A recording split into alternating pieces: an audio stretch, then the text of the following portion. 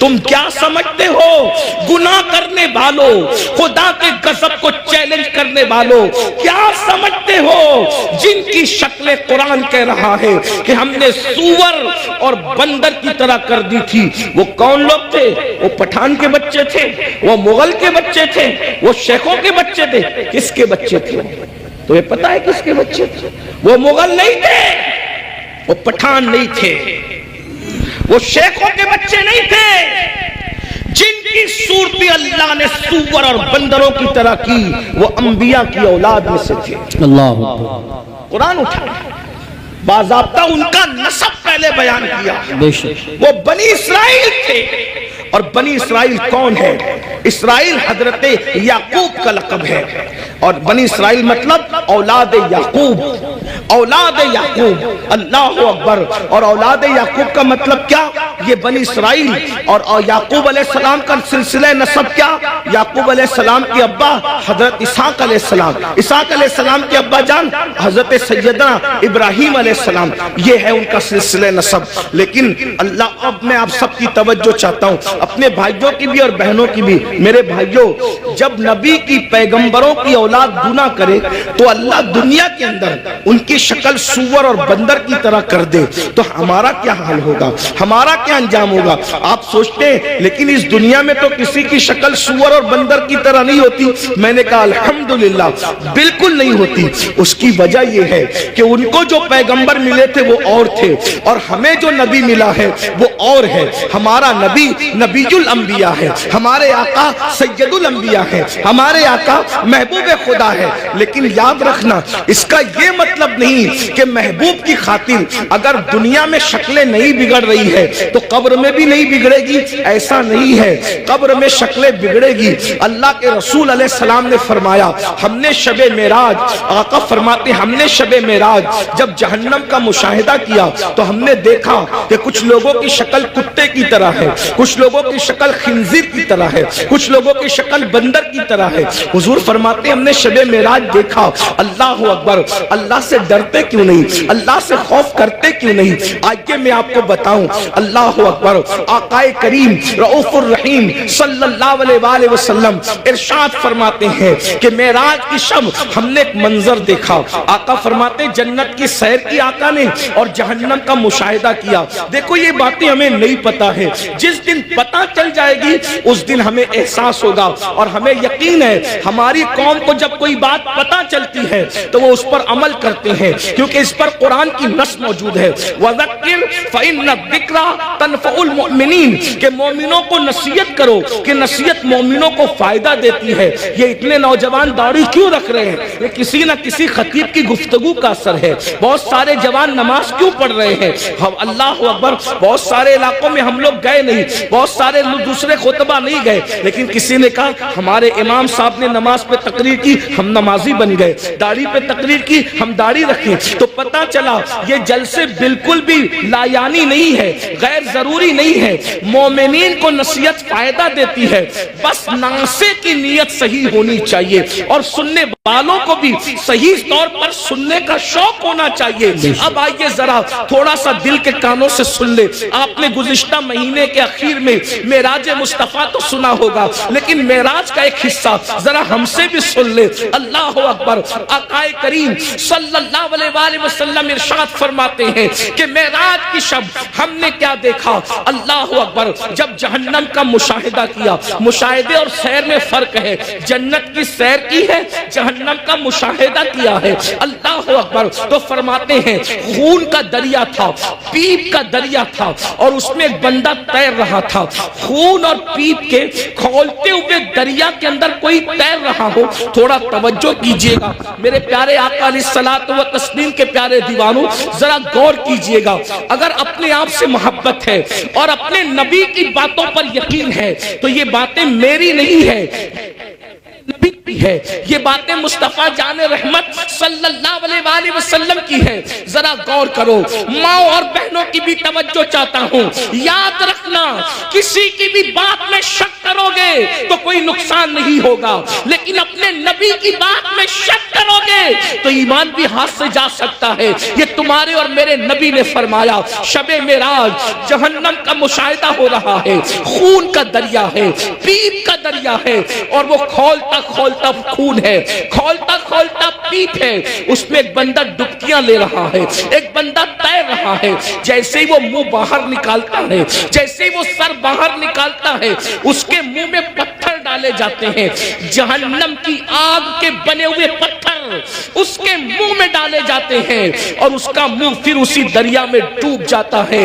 اس پر یہ عذاب ہو رہا تھا، رحمت للعالمین سے دیکھا نہ گیا، حضور تڑپ گئے، حضور بے چین ہو گئے، حضور بے قرار ہو گئے، اور پوچھنے لگے جبریل یہ کون لوگ ہیں کہ خون اور پیپ کے دریا میں ڈبکیاں لیتے ہیں اور جب منہ باہر نکالتے ہیں تو پتھر، وہ بھی جہنم کی آگ کے پتھر، ان کے منہ میں ڈال کر ان کو ڈبا دیا جاتا ہے۔ یہ دردناک عذاب کیوں ہو رہا ہے؟ تو جبریل امین نے عرض کیا، یا رسول اللہ یہ آپ کی امت کے وہ لوگ ہیں جو دنیا میں سود کھایا کرتے تھے، یہ سود کا کاروبار کیا کرتے تھے، یہ سود کا دھندا کیا کرتے تھے۔ میں آپ سے پوچھنا چاہتا ہوں، دنیا ہی سب کچھ ہے، بولو اگر کسی سچے مسلمان کو یہ پتا چلے کہ سود کھانے کا انجام کیا ہے، وہ پیپ کا دریا، وہ خون کا دریا۔ اور خون کا دریا کیوں ہے؟ میں نے غور کیا کہ سود خوروں کے لیے پیپ اور خون کا دریا کیوں ہے، تو بہت سوچنے کے بعد مجھے یہ سمجھ میں آیا کہ سود خور لوگ قوم کا خون چوستے ہیں، قوم کا خون چوستے ہیں، ان کی غربت کا فائدہ اٹھاتے ہیں، ان کی مجبوریوں کا فائدہ اٹھاتے ہیں۔ اس لیے دیکھو قدرت نے ان کو خون اور پیپ کے دریا کی سزا دی ہے۔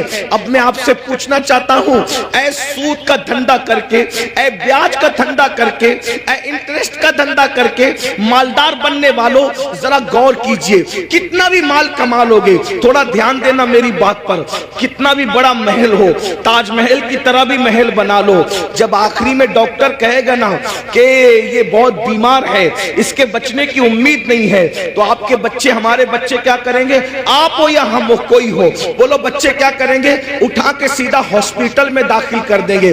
بتاؤ جس مال کو اللہ کی نافرمانی کر کے کمایا تھا، کروڑوں روپے کا محل بنایا تھا حرام مال سے یا حلال سے بھی بنایا تھا، لیکن آخری سانسیں کہاں لے رہے ہو؟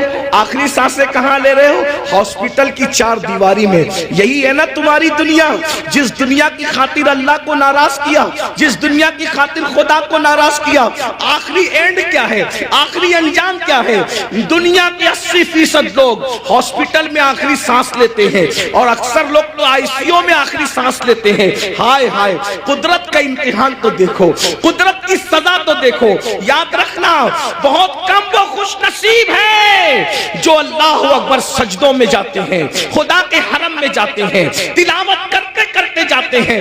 80% لوگ دوا خانوں کی چار دیواریوں میں آخری سانس لیتے ہیں۔ اللہ اکبر، میں اس پہ کوئی فتویٰ نہیں لگا رہا ہوں، میں مفتی بھی نہیں ہوں، لیکن اتنا ضرور کہوں گا، ذرا غور تو کرو، کروڑوں کی بلڈنگ پڑی ہوئی ہے اور آپ کرائے کے دواخانے کے اندر آخری سانس لے رہے ہو۔ پلنگ ہے، ہاں ہاں، کپڑوں پہ غرور کر کے خدا کو بھولنے والوں، یہ خدا کا امتحان دیکھو، اللہ کی آزمائش دیکھو، خدا کا امتحان دیکھو۔ ان عذاب ربک لواقع، ارے فرعون جس امتحان سے گزرا، اس امتحان سے تم بھی گزارے جاؤ گے۔ خدا کے غضب کو چیلنج کرنے والوں اپنے کپڑوں پہ اتراتے تھے، پہنانے والے خدا پہ ناز نہیں تھا، کپڑوں پہ گھمنڈ تھا نا، کپڑوں پہ غرور تھا نا۔ کیا ہوتا ہے؟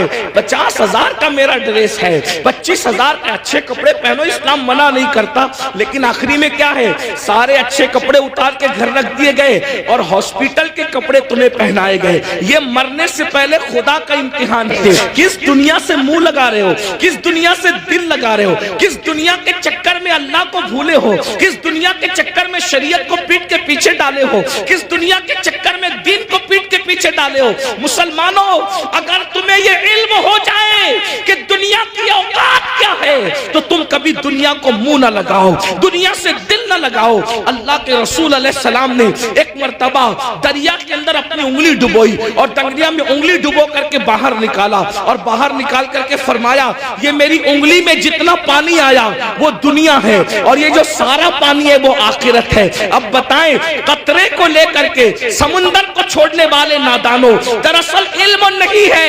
اگر ہمیں علم ہوتا تو پتہ چلتا وَالْآخِرَةُ خَيْرٌ وَأَبْقَىٰ، آخرت بہتر بھی ہے، آخرت باقی رہنے والی بھی ہے، دنیا باقی رہنے والی ہے ہی نہیں۔ اور دنیا تو کہتے اسے ہیں جو ادنا کی بھی تصغیر ہے،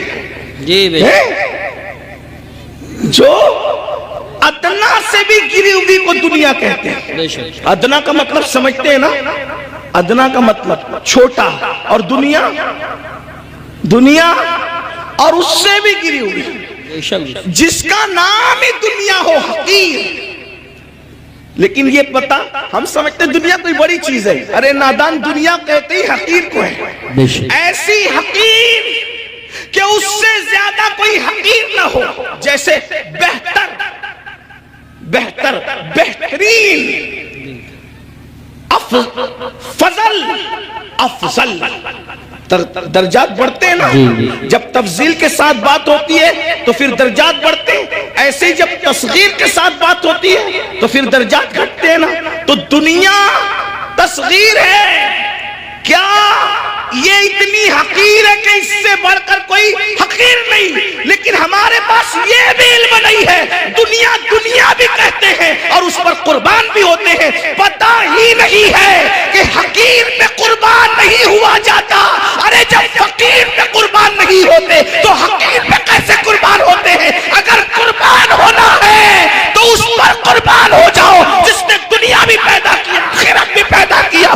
یزید دنیا پہ قربان ہوا، ختم کر دیا گیا، حسین دین پہ قربان ہوئے، آج حسین پاک کا ذکر بھی باقی ہے، ان کی نسل بھی باقی ہے۔ نعرہ تکبیر، دنیا کی خاطر، یا رسول اللہ، دنیا کی خاطر، یا رسول اللہ، یا علی، یا علی زندہ باد، دنیا کی خاطر اس ماشاءاللہ، نے دین کو پیٹ کے پیچھے ڈالا، اس کی نسل بھی مٹی، اس کی قبر بھی مٹی، اس کا دربار بھی مٹا، اس کا نام بھی مٹا۔ یہ تو ہم حسینیوں کا احسان ہے کہ بطور مذمت اس کا نام لے لیتے ہیں تو کہیں کہیں وہ یاد آ جاتا ہے۔